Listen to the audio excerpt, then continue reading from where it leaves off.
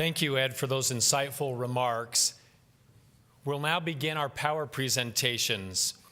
We've got four presenters who are going to talk on important areas, fields of their expertise. Each one of them will cover a topic that's important to you and your business in expanding globally. The biographies for each of our speakers can be found in your program. We'll be joined first by Lauren Walker from Young Living Essential Oils, who will talk to us about breaking into exporting. This power presentation is sponsored this morning by Curtin McConkie. Lauren, the stage is yours.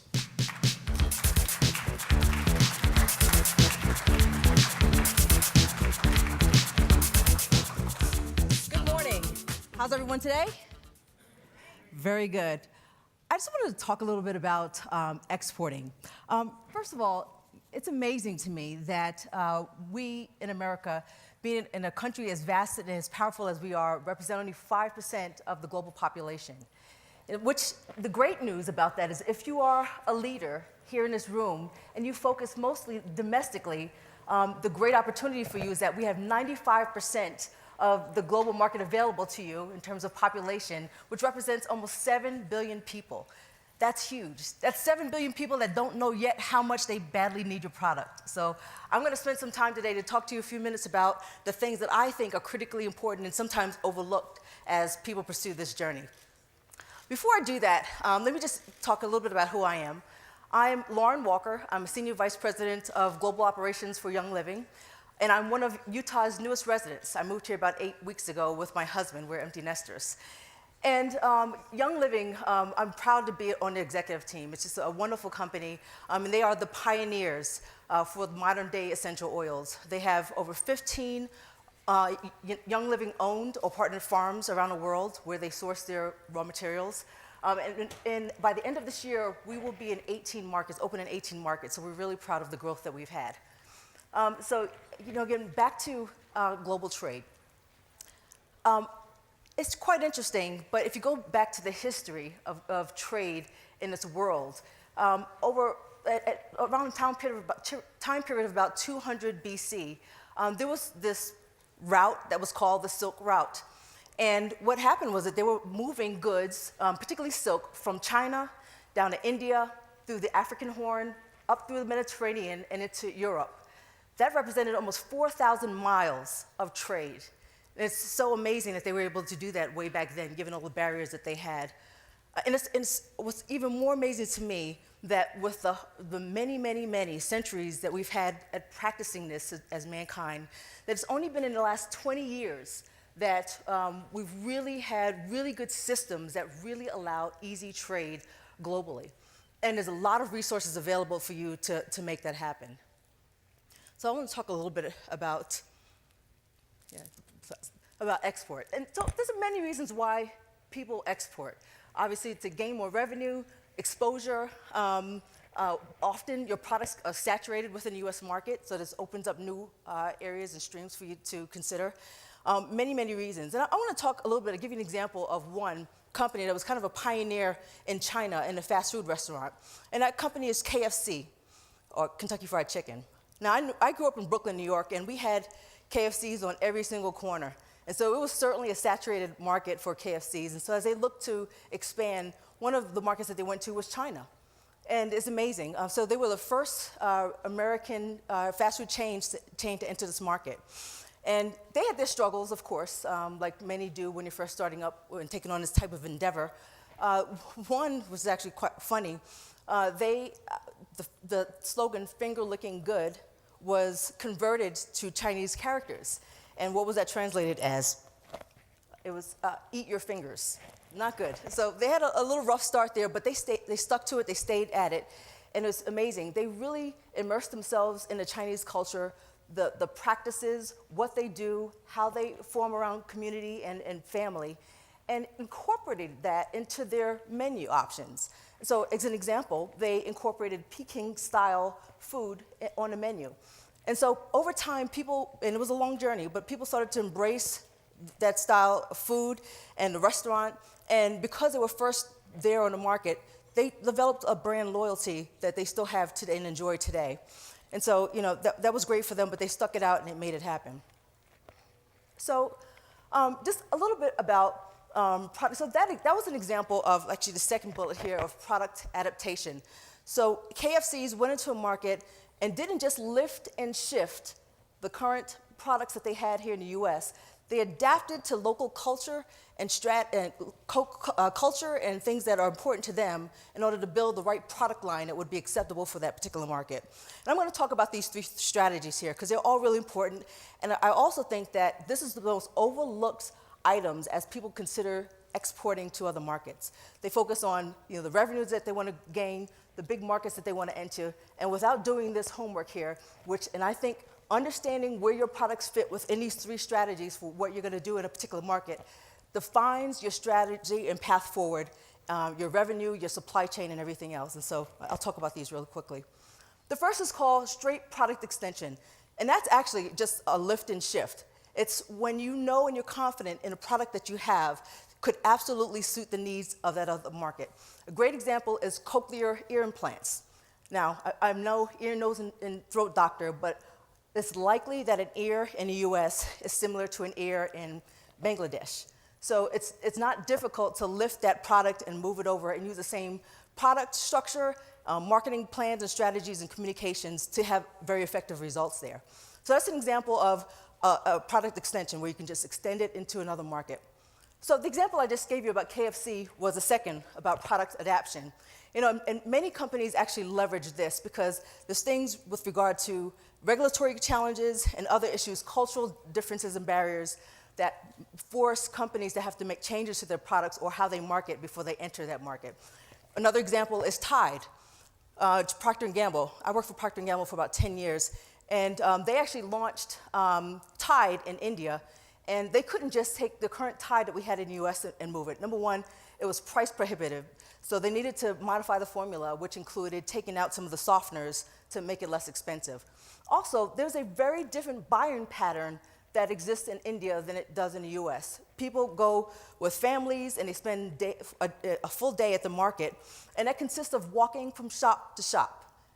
You can't have a big 40-ounce gallon of Tide that you're trying to sell to someone as they're making their rounds around the shops. So small, convenient, carrying portable packaging was very important as they made this transition. But they spent a lot of time understanding the cultural norms and acceptability of what types of products needed to be produced for that market, and Tide was very successful in India. Another really quick example of that is Red Bull. A lot of us have used that here and there. Red Bull, from a packaging standpoint, tries to differentiate very differently so that it can appeal to the local industry. For example, Red Bull colors here in the US are red, silver, and blue, very patriotic. China, on the other hand, gold is one of the primary colors on the packaging, as well as red, again, to capture the emotional connection with the people in that particular market. The last item here, and again, this is important for you to understand what products and how you're going to market them fit into the markets that you're planning to move into, is product invention. Now, I was working at Amway for about 8 years as the Global Director of Project Management, and one of the first assignments I had when I joined that company was to look at, we were going to enter about 15 markets with a new vitamin and supplement. And we could have done the product adaptation strategy where we made a product very specific for each market. But instead, we chose to go the route of product invention. And so what we did is we went and did market research for about 15 different markets and said, what is the best product that we can leverage over all of these markets? And that was good for us. It took us significantly longer from a registration standpoint, from formulation, from market research. But at the end of the day, it helped significantly impact supply chain. So minimize inventories, our ability to have a very flexible supply chain was met with doing it in this method.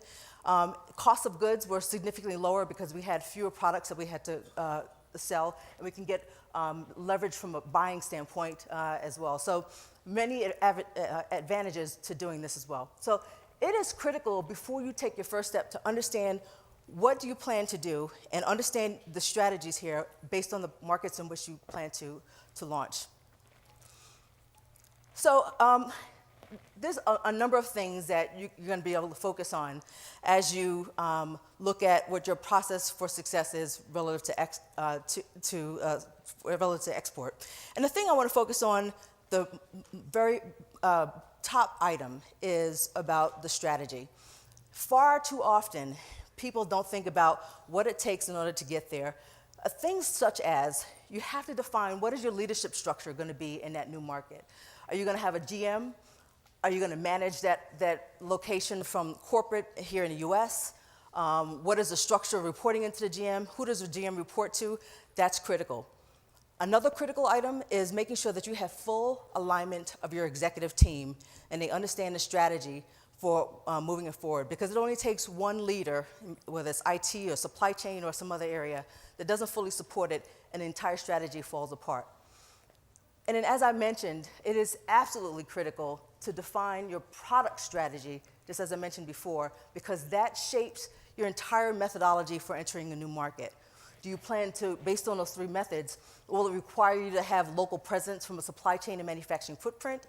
Will it require you to have a different path for regulatory because you're going to do a whole new product extension? Because that drives and informs your timeline in order to execute. So out of all of these, I would absolutely say that developing a solid strategy is the very first thing you should do.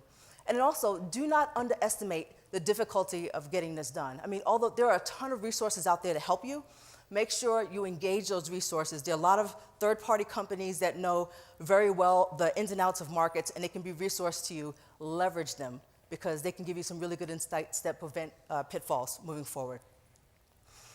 So let's talk a little bit about some of the big guys, because they do fail. And I'll start first with McDonald's. McDonald's, very world-renowned household name. Everyone knows McDonald's. And they're very global. They've been around in many, many countries, and they're very strong today. But what people don't know is that one of the markets that actually, the general areas that they actually failed miserably was the Caribbeans. Now, my mother's from Jamaica, and I spent a lot of my summers going to Jamaica to visit family, and I never recall seeing a McDonald's. So at one point, there was 11 McDonald's based in Jamaica, and it failed miserably, so they ended up pulling out after about 10 years. And here's some of the reasons why. McDonald's assumed, because of their global power and global name, that they can just enter a market and people would accept them. But what they didn't do in Jamaica was do a deep dive and understand what are the cultural norms that are different there than in other places where they have their products. So the food is very important to the Jamaican culture, because we spend a lot of time preparing food, talking about food, going to markets to shop for the raw materials and ingredients. It is part of a story and about who we are. And so to just run to a fast food restaurant and grab a meal is just not something that's acceptable in that particular market. Also, McDonald's failed to understand that the economic growth within that region is significantly slower than the rest of the world. So disposable income was not available for people to go out to McDonald's and enjoy that food. So McDonald's failed, one example. Google, and I won't go through all of these, but Google is another really interesting example in China. Google made many, many missteps. One of which is, I don't know much of you know much about IT or software, but this ICP, which certificate, that the Chinese government actually leverages this to help make sure that they censor things that are inappropriate for their citizens, so whether it's porn or other things like that. Google failed to get this at the start. These became available around 2003, and it was probably not until 2005 that Google actually went after and got this. And so what that did is there was a lot of mistrust amongst the Chinese government and the population with Google. One of many things that happened. Secondly, which is I found really interesting, is that Google is very difficult for the Chinese to pronounce in China. They can't spell it. It's not a natural mouth formation based on other words that they tend to use.